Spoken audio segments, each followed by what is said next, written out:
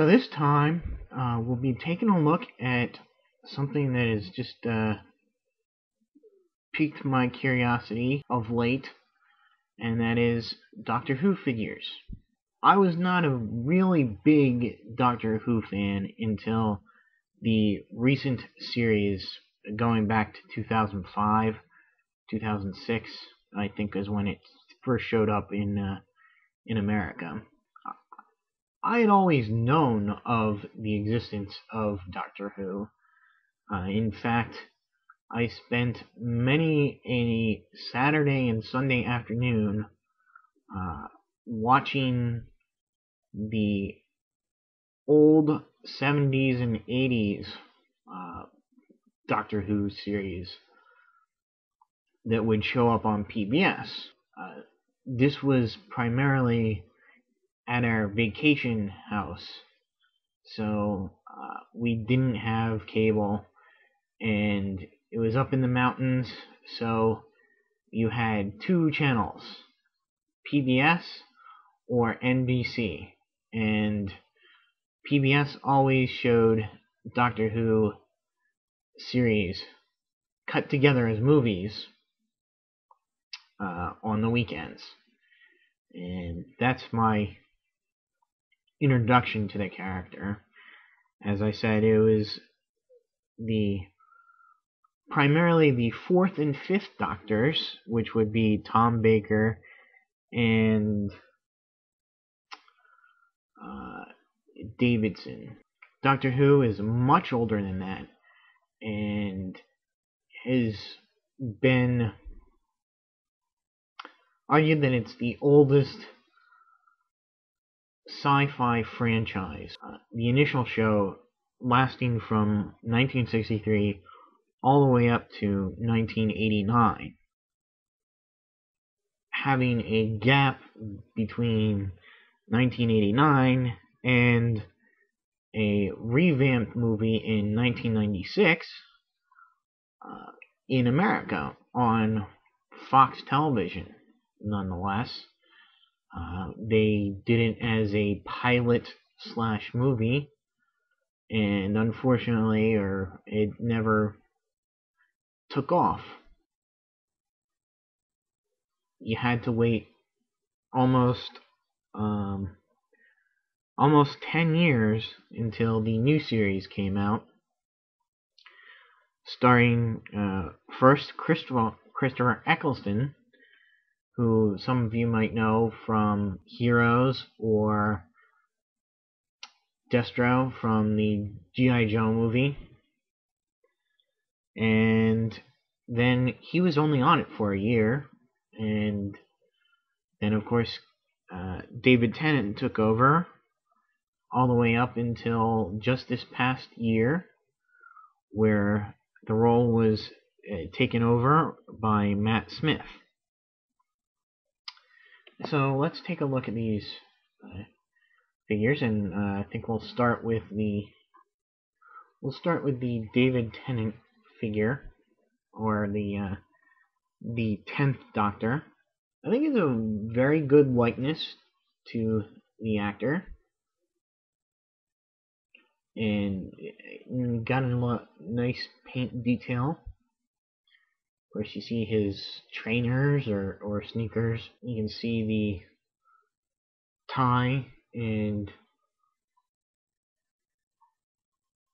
shirt underneath the suit jacket, which is a nice soft rubber.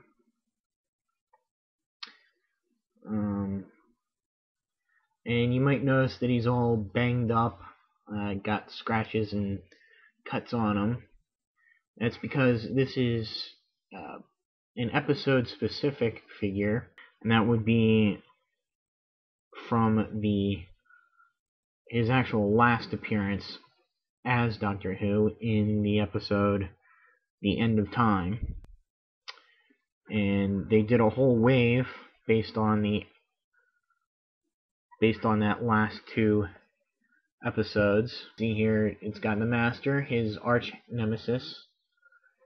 You got the new look, Matt Smith, which is basically his head on the old body. And we have the narrator, which you might recognize as Timothy Dalton.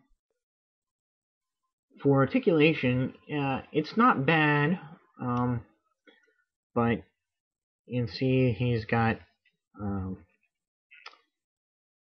like this soft covering on the neck, or it's very rubbery, the neck, so it does look kind of very lifelike, as you can see the plastic stretch when you turn it side to side.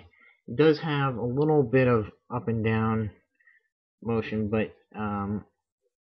the rubbery plastic puts it back into shape. So it's basically just side to side. His arms go all the way around. They, however, do not go out. They bend at the elbow, and he rotates at the wrist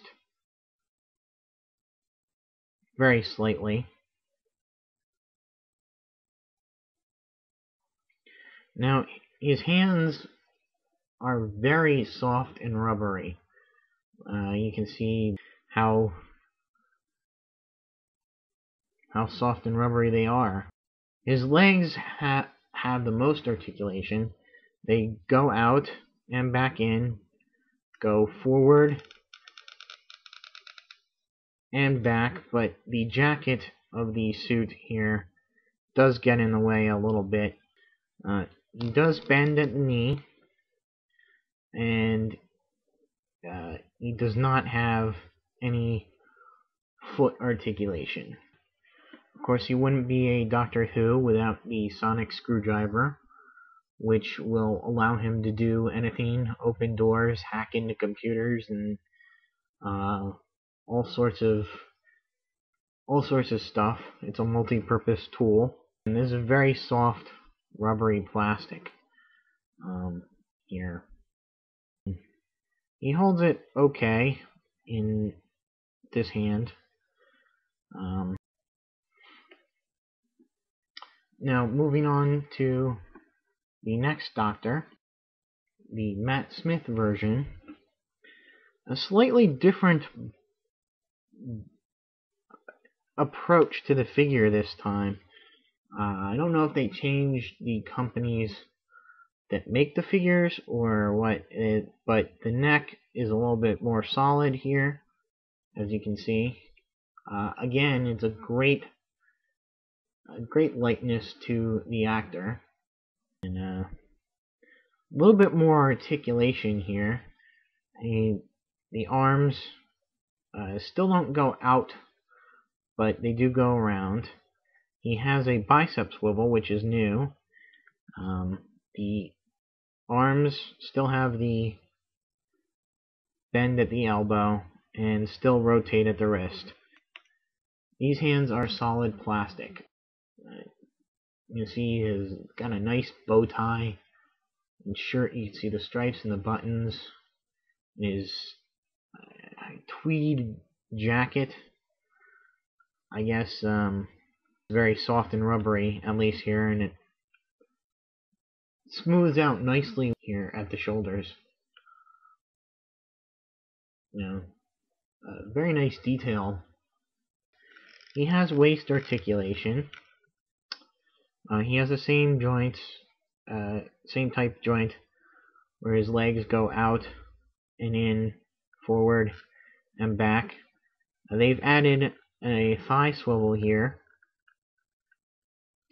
He bends at the knee, although he still does not have any ankle rotation. Of course, a new Doctor means a new sonic screwdriver. You see the difference between the two.